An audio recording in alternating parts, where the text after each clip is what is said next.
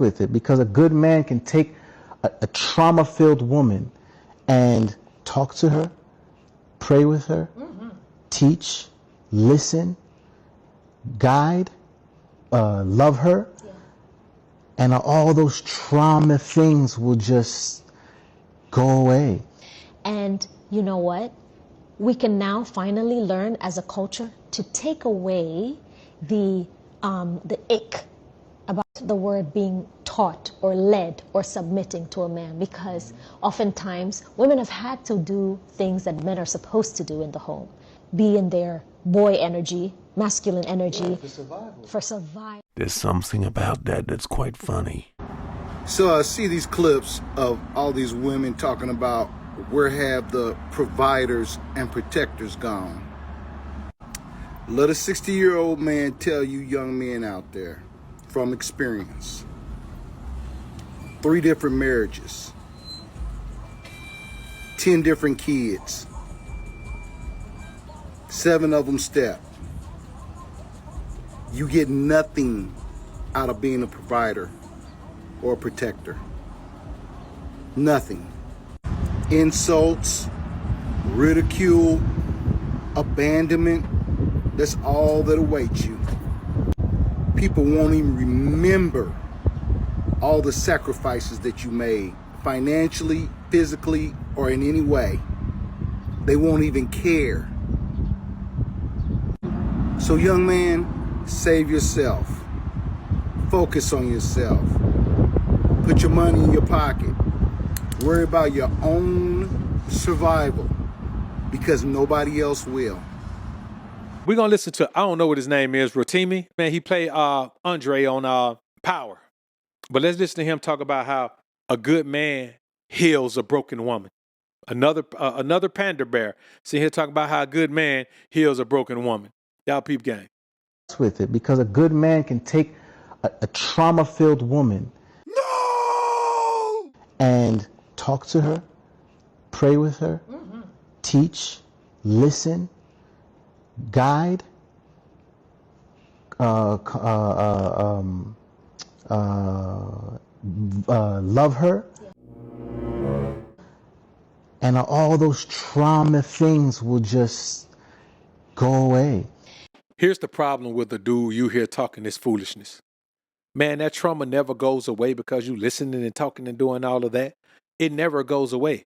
Tell us the truth! The novelty of a new situation and you caring and her sharing and all of that, it makes her feel better. You got to think about this. Somebody that's really down, all they want is to feel better. I want you to make me feel better. Venting makes you feel better. Having someone you can cuddle up under feels better.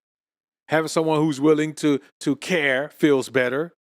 But that trauma ain't going nowhere, dog. These are the type of dudes who get caught up with a woman who had that trauma, and they end up getting dogged out by the woman because she wasn't fit to be in a relationship anyway. You just assumed the trauma was done because she felt better.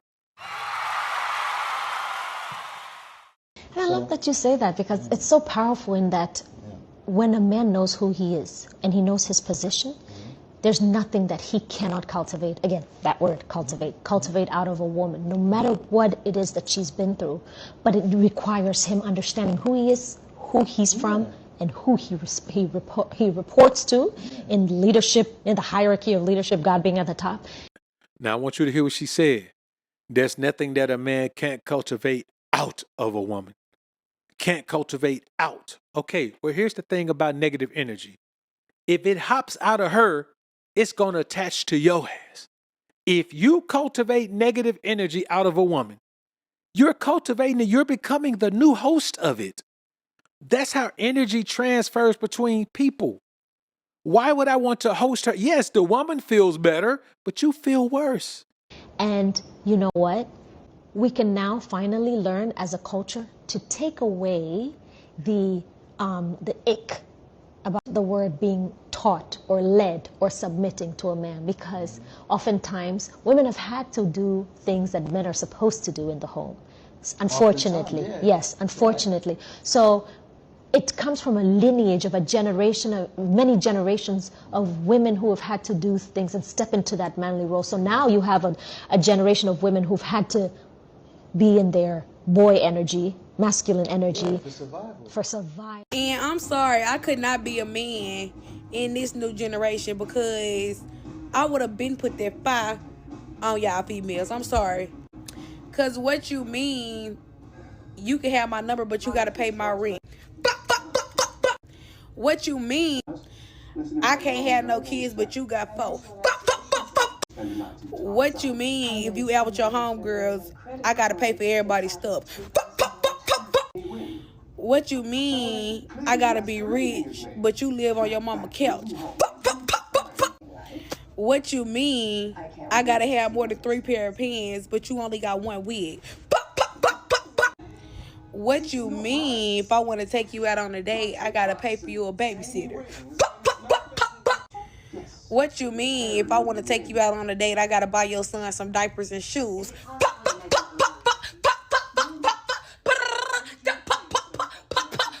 If a woman is in these situations, it's not always because she had to.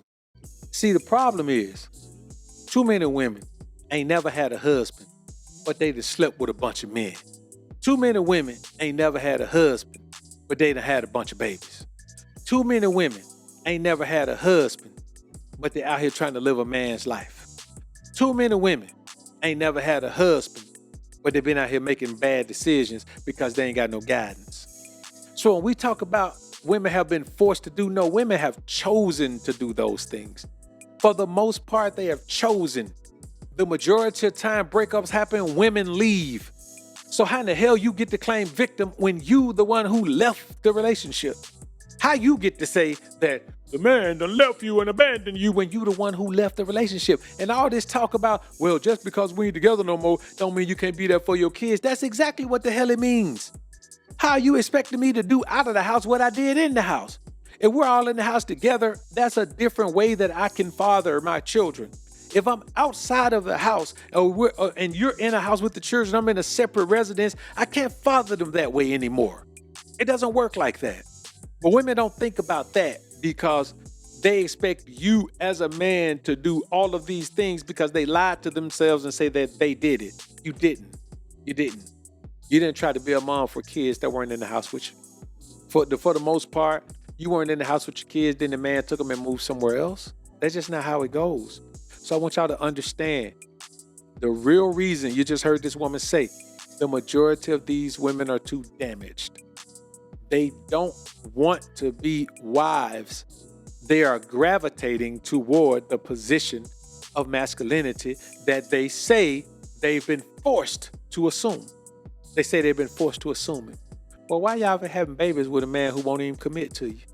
Why you doing that? Help me understand. Moving in with men who won't even commit to you. Why you having unprotected intimacy with anybody that ain't your husband? Why you having sex with anybody who ain't your husband? How come more of y'all ain't saving yourself for marriage?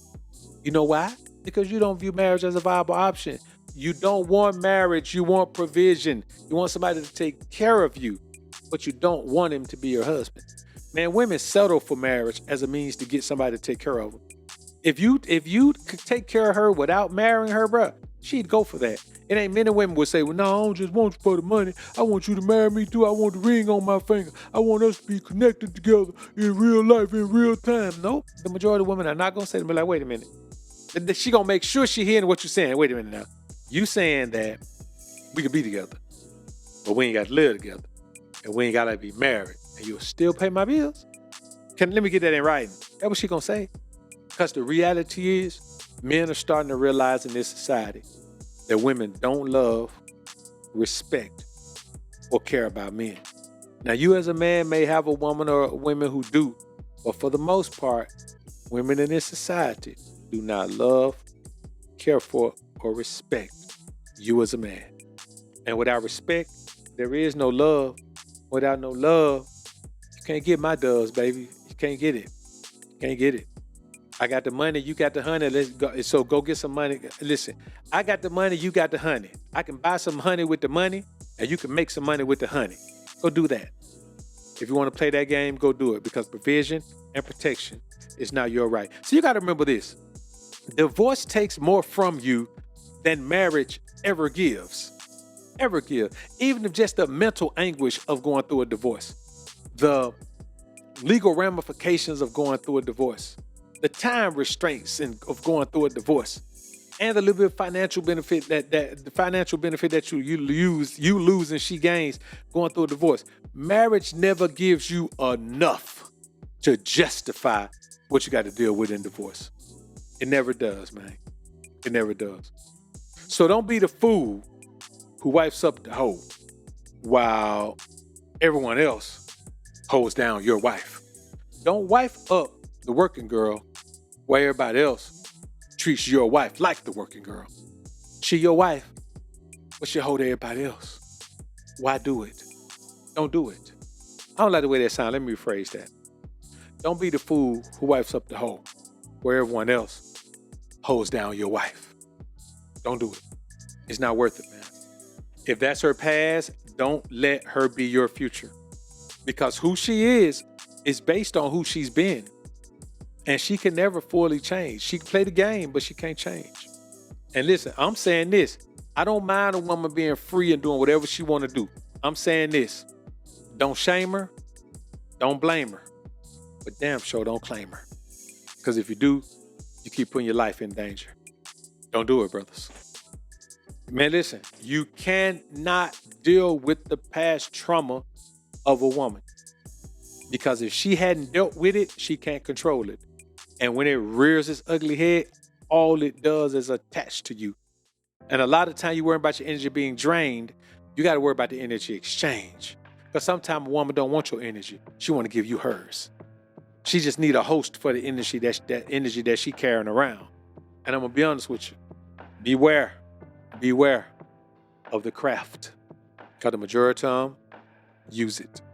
And most of the ones who use it, abuse it. And that's real. All right, brothers. Put God first, man. You ain't got to worry about none of that. So, man, look, I appreciate y'all being in the joint, man. It's been super real in the field, man. Everybody who came through, man. Famo, everybody else, man. I appreciate y'all. We're going to go ahead and get ready to slide out this thing, man. Look, man, y'all put God first. Keep grinding and growing, brothers. Peace. Man. All right.